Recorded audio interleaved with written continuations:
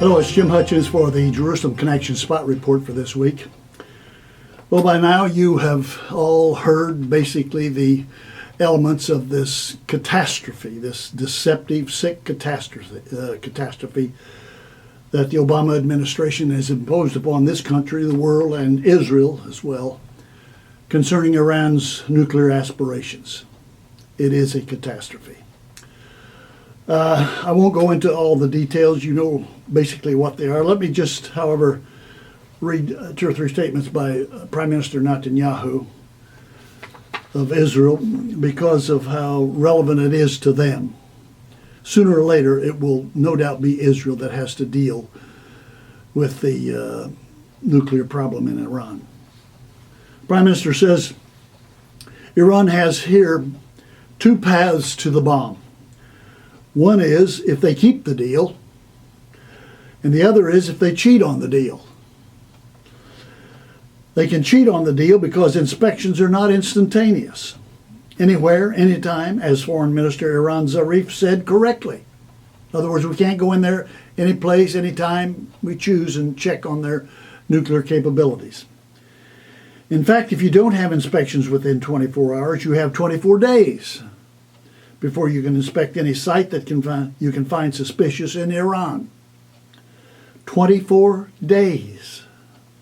Can you imagine giving a drug dealer 24 days notice before you check the premises?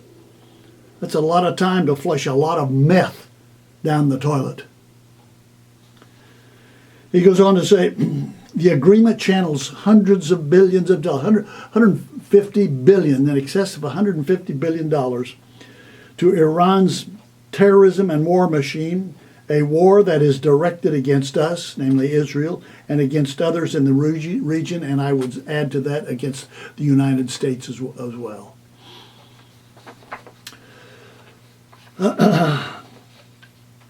He further states the world's leading powers have gambled on our common future in a deal with the main financier and operator of global terrorism. This is an historic mistake. We were right when we said that the desire to sign an agreement is apparently stronger than anything else, and therefore we did not commit to prevent the agreement. We did commit to prevent Iran from arming itself with nuclear weapons, and this commitment stands. As I said, it will no doubt ultimately be up to Israel to take out Iran's nuclear capability. Israeli Defense Minister Moshe Ya'alon said, Iran arrived at the negotiating table in a weak position, and they have emerged victorious, Iran. Instead of fighting terror with all its might, the free world has granted legitimacy to Iran's hateful and murderous ways. This agreement is a tragedy for all who aspire for regional stability and fear of a nuclear Iran. On the other hand, Hassan Nasrallah, head of the terrorist organization Hezbollah in Lebanon, says Iran will become richer and wealthier and will also become more influential. This will also reinforce the position of its allies. A stronger and wealthier Iran in the coming phase will be able to stand by its allies and especially the Palestinian resistance more than in any other time in history. And there you have it. This demonic obsession for a legacy on the part of our president has come about.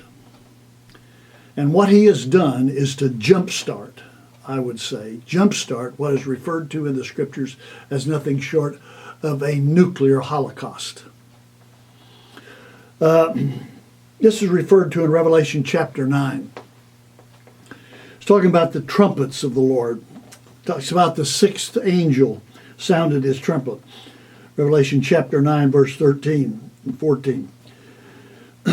Release the four angels who are bound at the great river Euphrates, and the four angels who had been kept ready for this hour, this day, this month, and the year, were released to kill a third of mankind.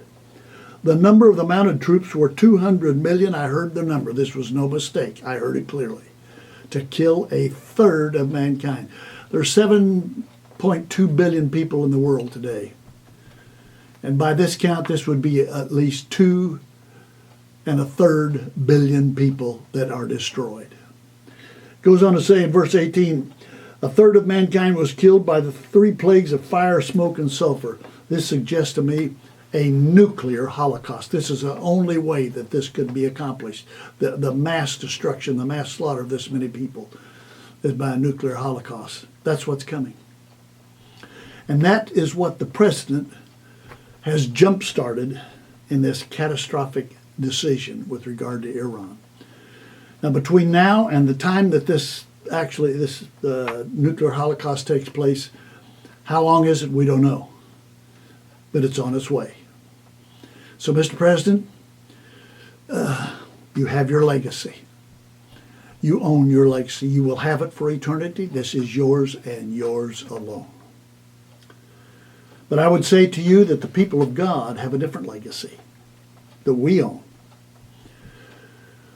We will rule and reign with our Messiah when he comes and establishes his kingdom. In answer to the prayer of centuries, thy kingdom come, thy will be done on earth as it is in heaven. That's our legacy. We own that legacy. We own it. That's our story, and we're sticking to it. Till next week, Od Ki Yovo Shiloh, or until Messiah comes, Yivareka Yahweh. Yahweh bless you. Bless yours. Bless those who love you and those you love.